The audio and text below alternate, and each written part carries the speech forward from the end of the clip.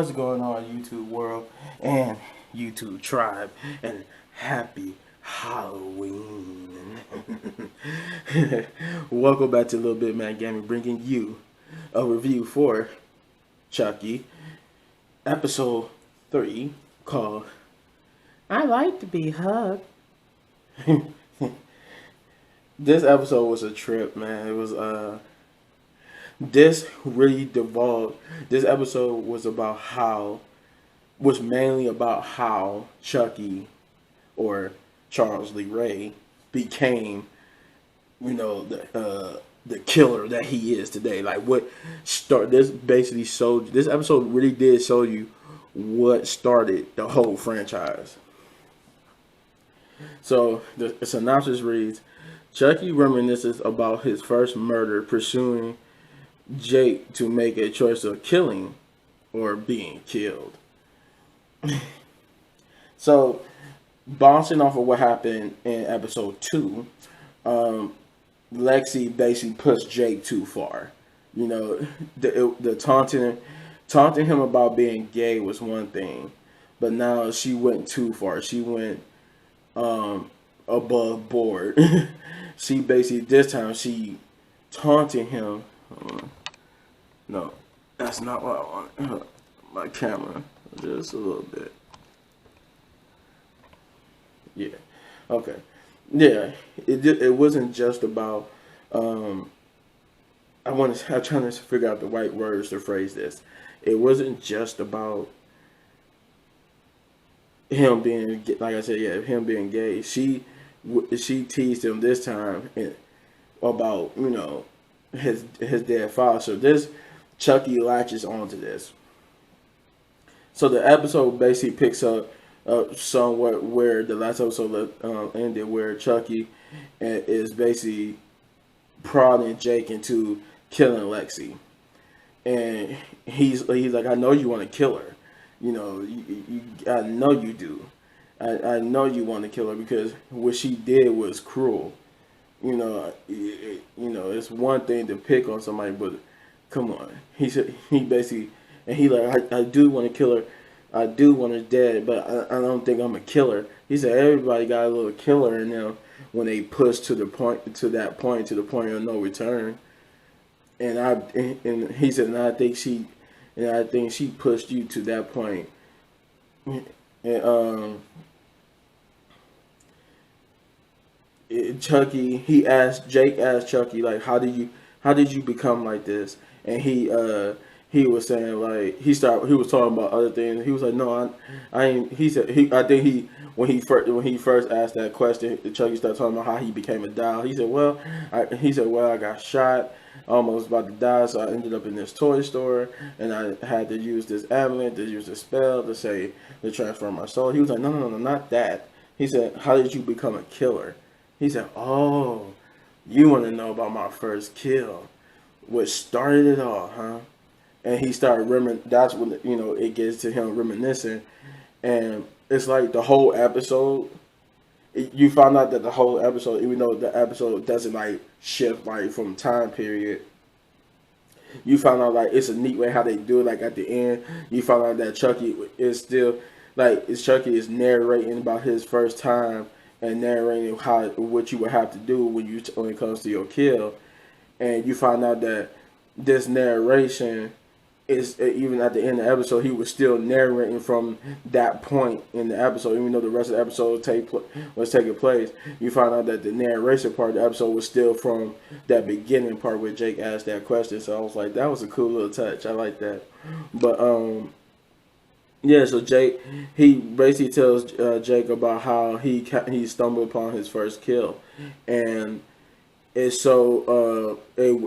went back to his childhood, and it showed how basically he was being picked on and bullied to, and how how he started getting fascinated with the knife and cutting stuff, and it showed that basically as a child Charles Lee Ray had problems. He had some type of mental problem because he basically was into stabbing stuff even when he was a kid. So he I like the little title card too, cause like the little title card was basically the little title card for this episode was Chucky spelled like Chucky spelled Chucky but with knives and fire, because they both play a theme. It both play a theme into this episode. So I'm like, so now I'm starting to figure that besides the first episode, which the letters was only supposed to be reminiscent of the old school Chucky movies and Child's Play, but episode 2 and this episode reminisce about it had something to do with this episode. The title had something to do with this episode. So Knife and Fire had something to do with this episode, as Chucky continues to explain to Jake how he came across his first kill.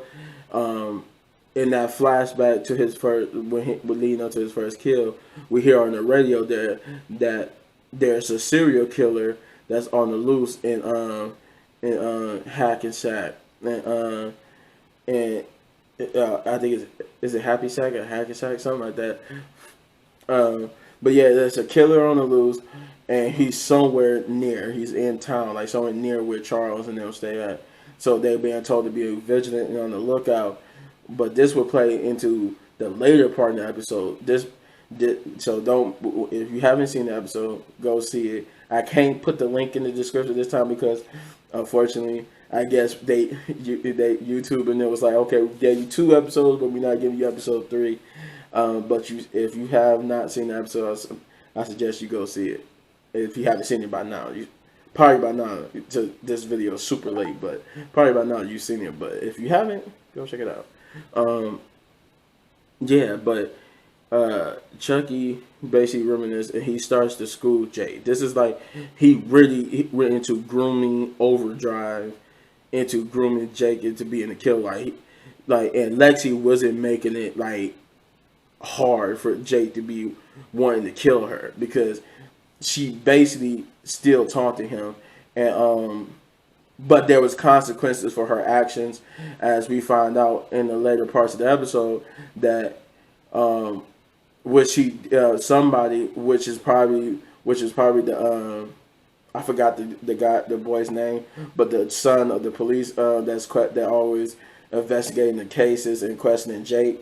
Her son is basically led to believe that her son was the one who gave the video to the teachers, but somebody did. It was just said that by the teacher, a student brought this to their attention, and it was basically that student had a recording of what Lexi did at that party.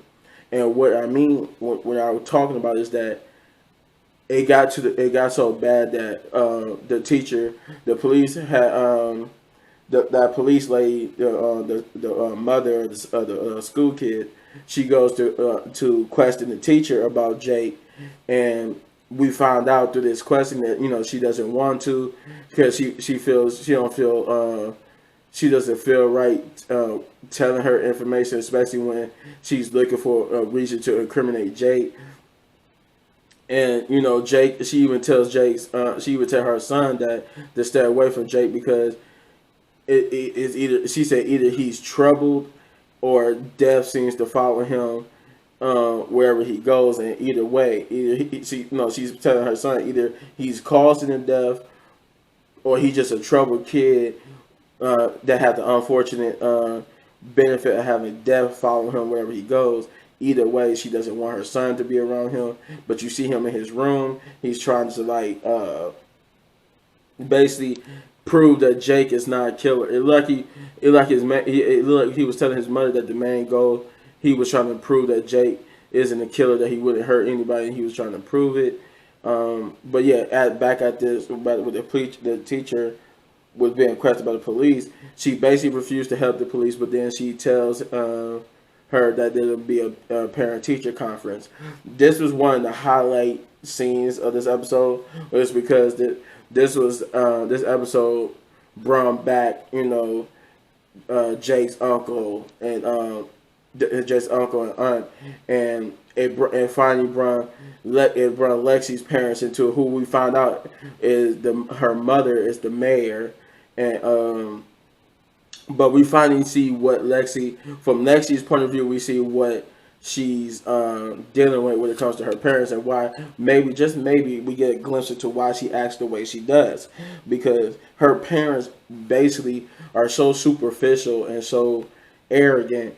They really don't pay attention to her. They really don't care about what she does until they have to be called out on it.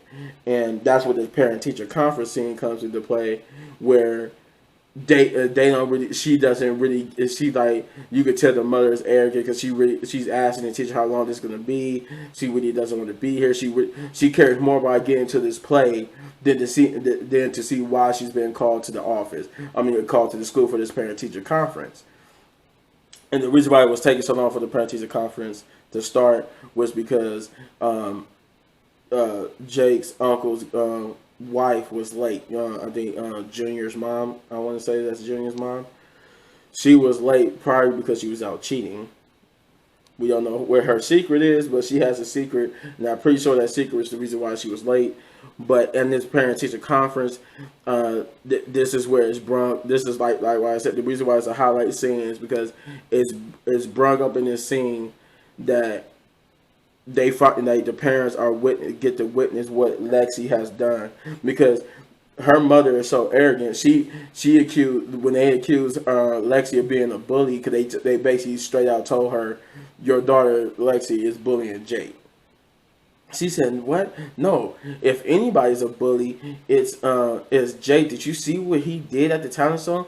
She said he humiliated her." And they told her, "Ma'am, this has gone beyond name calling and basically what he did at the talent show." She's like, "You know what? We're not dealing with this. We're not about to deal with these baseless accusations, these claims that don't have no facts."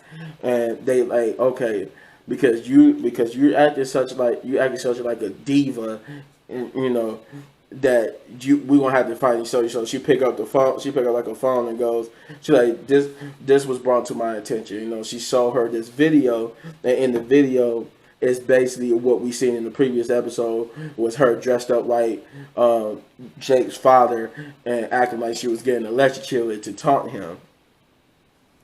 And this is the first time, like I said, Jake's uncle is seeing this, and he's like, "What the?"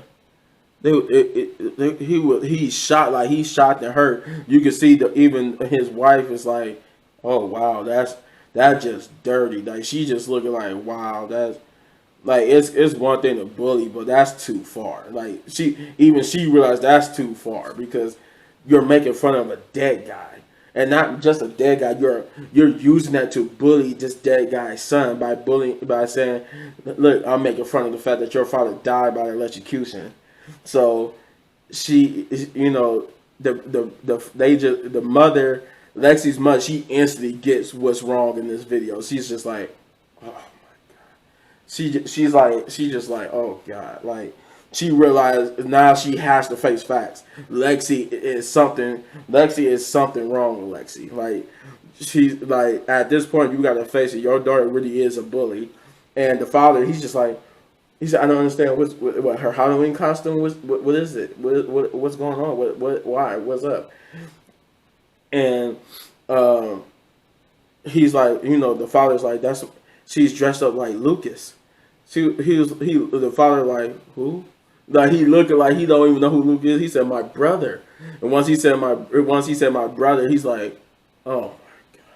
Now he gets it too.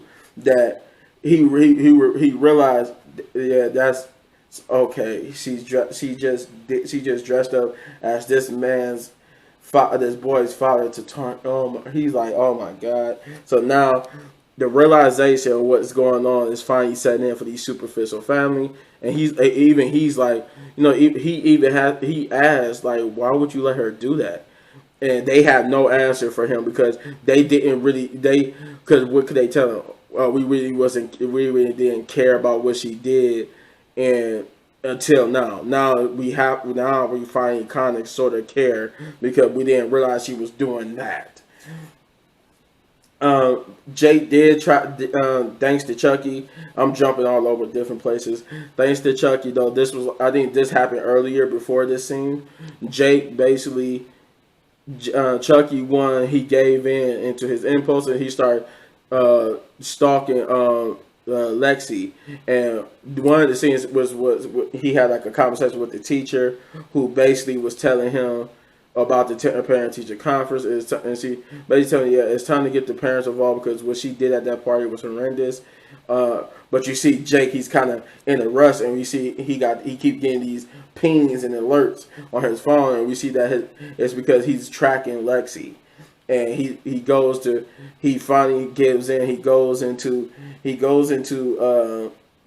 got a knife with him. He's stalking him, and he's like, you hear Chucky narrate how you supposed to do, how you supposed to separate your victim, how you supposed to do this and that and that.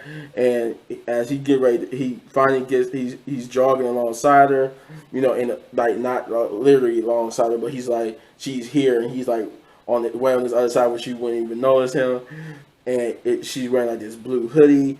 And the reason why I say that is because a certain thing, a little swerve happened there, and he had to go, oh, no, nothing. I didn't, it was a swerve that threw him off, so he had to abandon it.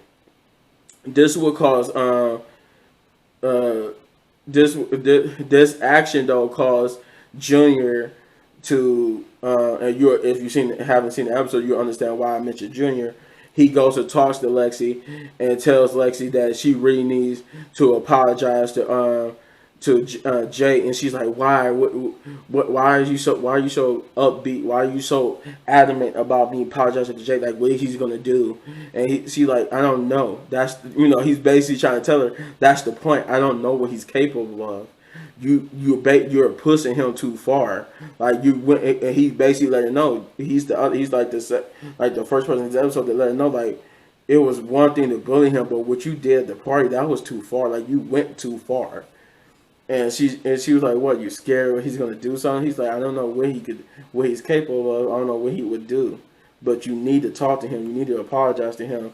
And she sees what she went from being nonchalant and don't caring to she finally actually does care a little bit because she sees the seriousness on Jake's face. Like, whoa, like he really got you startled. Like you must have seen something that will make you look like this startled. Like it affected her how he looked because she saw that he was really worried about this situation. So she's like, fine, I'll talk to him.